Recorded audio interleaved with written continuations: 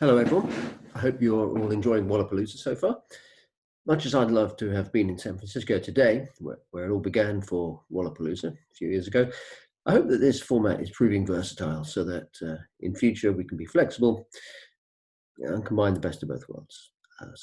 Well, we'll have to see. We'll see how it goes. Well, in keeping with the theme, Wollstonecrafts in America, my initial plan had been to trace the development of a small cluster of Mary Wollstonecraft's ideas in the work of two other Wollstonecrafts, Anne or Nancy Kingsbury Wollstonecraft, about whom I expect we've been hearing a lot already, and Mary Wollstonecraft Shelley, both writing about the same time in the 1820s, and both taking her ideas in innovative and productive directions. I was then going to outline some fascinating echoes or parallels between the work of those Wollstonecrafts and of Mary, which is often in the context of women's rights, into the philosophy of Frederick Douglass in the context of race. Now, clearly, this is far too much for a short talk or even for a single paper. So I'm going to split all those out in my own work. And for today, I'm just going to confine myself, mostly to Nancy Wollstonecraft's remarkable essay, The Natural Rights of Woman. And for clarity's sake, I'm going to call her Kingsbury to distinguish her from Mary herself. My particular theme is Kingsbury's very sort of Wollstonecraftian argument that women's natural rights can only be realized within a culture that is supportive of them. And this is something that Douglass emphasizes to a similar extent and in very great sort of detail in the context of race. So my final section, I'll briefly touch on his work and try and bring those two things together. So on to Kingsbury. See how I can move this forward. Okay, so Kingsbury's essay is fascinating. I think it's very valuable. It's certainly worthy of study in its own right, rather than for the reason that I actually read it, which was simply the curiosity of a Wollstonecraft namesake. It's tightly and forcefully argued. It's infused with a dry wit that's a pleasure to read. And she develops Wollstonecraftian themes, or Mary Wollstonecraftian themes. Wollstonecraftian means Mary in my speech. And her arguments also echo some of Wollstonecraft's own sources, such as Catherine Macaulay, and Rousseau, Jean-Jacques Rousseau. The extent to which Kingsbury read these, I have no idea. So my interest is in the ideas themselves, as well as the distinctive way that Kingsbury develops Wollstonecraft's themes. I can't trace her sort of biography or influences or anything like that. Her starting point is this. There is no rational reason for placing men in authority over women, or for deeming women's intellectual qualities to be inherently or markedly different from men. She puts this in religious language, but it seems to me to be a rational one. Neither is there any scientific evidence that would support this difference. Nevertheless, the difference between the sexes has been enforced universally and from time immemorial. So Kingsbury makes far too many sort of innovative points for me to address here.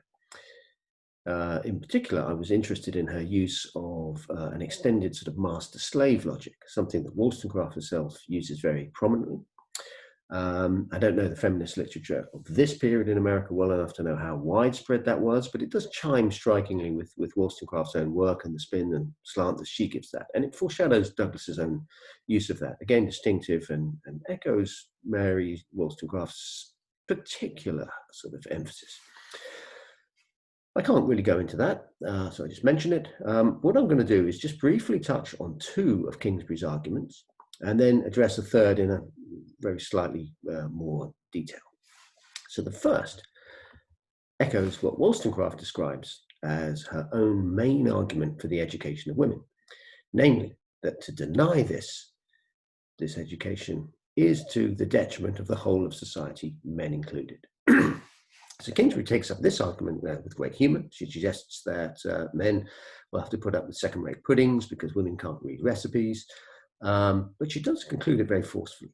It is a monstrous cowardice on men's part, which fears an inferior being, even in against its own interests. I think that's wonderfully put. Again, it echoes Mary Wollstonecraft, and it foreshadows Douglas, who says very similar things. But nevertheless, it doesn't take away from her, I don't think, sort of use of this.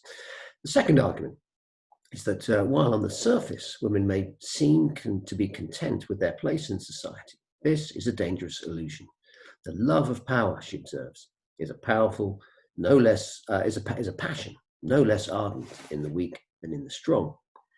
Like any subjected people, women have to play the part of a docile, loyal slave, such as the frivolous, charming wife, but secretly she's plotting her own advantage, using the tools of slavery: flattery, coquetry, guile. This, she argues, not only has a detrimental effect on both the men and women involved in these relationships as individuals, but it has a devastating effect socially. This is Wollstonecraftian, this is Douglasian. By keeping up the appearance of everything that is lovely and as it should be, and bringing the antagonism that pits the sexes against each other below the surface, we undermine the conditions necessary for civic virtue across society, and thereby for a free society itself. So I think these two arguments, her main argument about the education of women, and this idea that we bring the contest between different parties in the power struggle below the surface, I think they're very important. So the final argument that I want to look at is this. Women have historically been denied an education. We know that. This is what was part of what held them subordinate. But now, in 19th century America, the argument no longer seemed to hold. Women had a historically unparalleled opportunity to be educated, or so Kingsbury says. There were places available in colleges. The growing economy gave women often the leisure or privilege of being able to take up these intellectual pursuits, certainly in ways that they couldn't have done before. And yet women appeared not to take advantage of this. This seemed to play into the hands of those who had said either that this proved that women were incapable of higher learning, or that they just have themselves to blame for not making the most of what's on offer. We should not be so hasty in this conclusion, Kingsbury argues. Taken individually, we might say that a given woman could perhaps have made wiser choices. That seems plausible enough. But this fails to take account of the social context and the structure of motivations for personal behavior that are contained within that context. Women were simply not rewarded for their learning, certainly not in the same degree or the same way that men were. Academic or intellectual achievement would not secure an income. There were not the range of jobs available. Neither was learning in women socially esteemed. And in particular, it would do little to secure the protection of a man, which was, to be frank, the most rational course of action for a woman to take at that time still. And great learning would risk drawing unwanted attention to oneself, and that could damage her reputation and standing. And reputation and standings, we know from Macaulay, we know from Wollstonecraft, we know from Douglas, and here in Kingsbury, is all that a woman had. So in the world as it was, she says this: the first wish of women is to please the men, and whatever they imagine will best please them, it is that they're most desirous to possess. If knowledge and wit and wisdom were essential to this, every woman would endeavour to be knowing, witty, and wise. So it's important to realise that Kingsbury isn't blaming women here. This broader social context makes the decisions that they make rational and inevitable. The context itself is what is at stake, and this context is sort of the creation, the result of an accumulated series of choices, some made by women, some by men, conscious and unconscious, intended and unintended, foreseeable and unforeseeable. It's a collaborative venture, but it is born of the radical asymmetry of power between men and women. Yeah, men didn't create it deliberately, or they might have done at times, but not necessarily. It does emerge, and women have played their part in it, albeit from a disadvantaged standpoint. So that, I think, is an important observation by Kingsbury. So in effect, Kingsbury is just saying this: that natural rights require a supportive culture in which they can be exercised. Frederick Douglass takes up the same point. Indeed, he puts it far more strongly. He identifies the absence of a sufficient culture, the right cultural change, that is a continuation of slavery itself. Post-emancipation, he said, the black man was free by law, but denied the chief advantages of freedom. He was indeed but nominally free. He was not compelled to call any man his master. No one could call him a slave, but he was still, in fact, a slave to society. And so I think is an extension of the arguments that Kingsbury made and before that Wollstonecraft.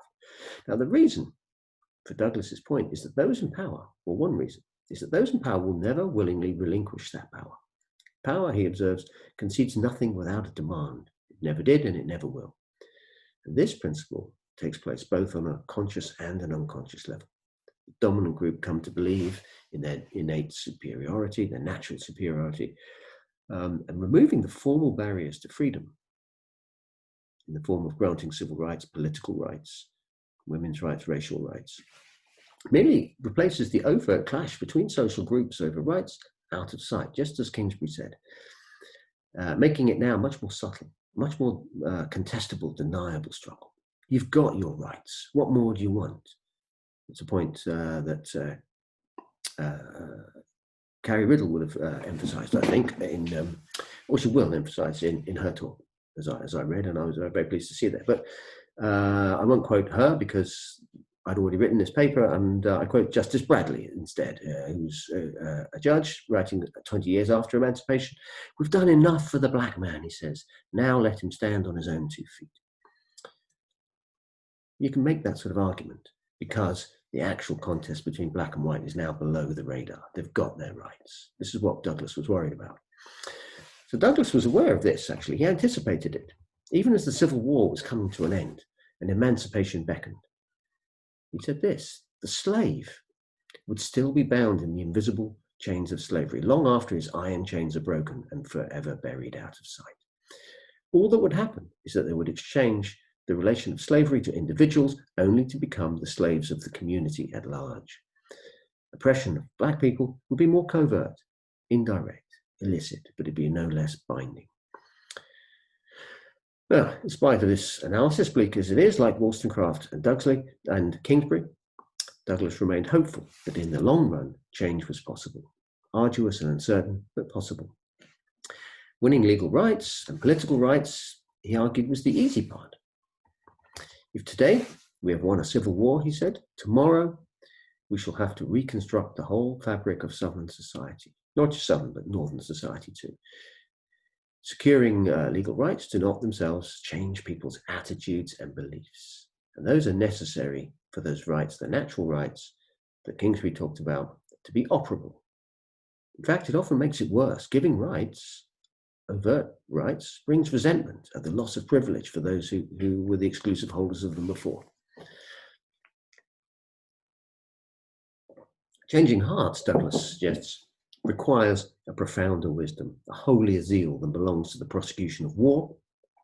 Courage and patriotism were chiefly needed before, that was during the Civil War. A holy philanthropy and a deep insight into human nature will be needed after, in the reconstruction, the real reconstruction of ideas, not the reconstruction as it was in America. So what's needed is a wholesale conceptual revolution.